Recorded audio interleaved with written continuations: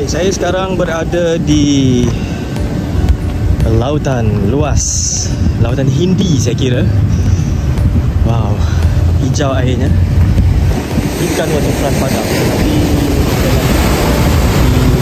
di sebelah Masjid Al-Hakim Padang. Masjid dia pun cantik sangat dan memang cantik lah.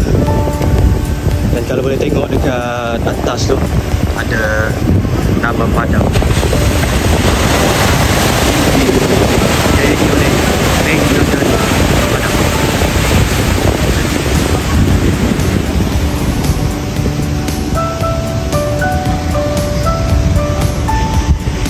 Nanti kita akan pergi ke satu lagi masjid utama di sini, Masjid Raya.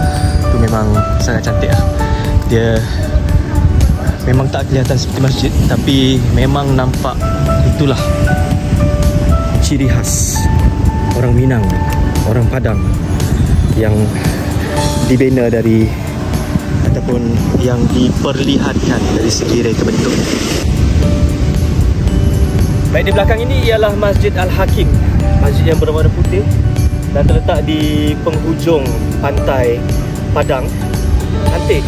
Dan seni binanya adalah seni bina Arab saya kira, ya.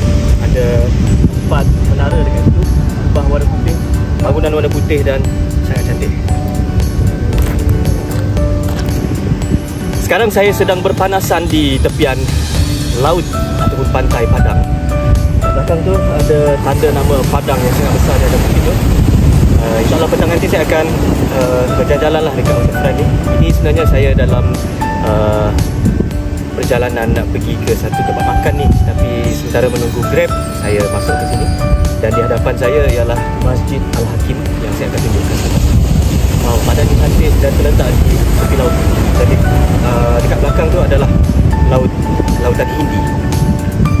Besar, cantik dan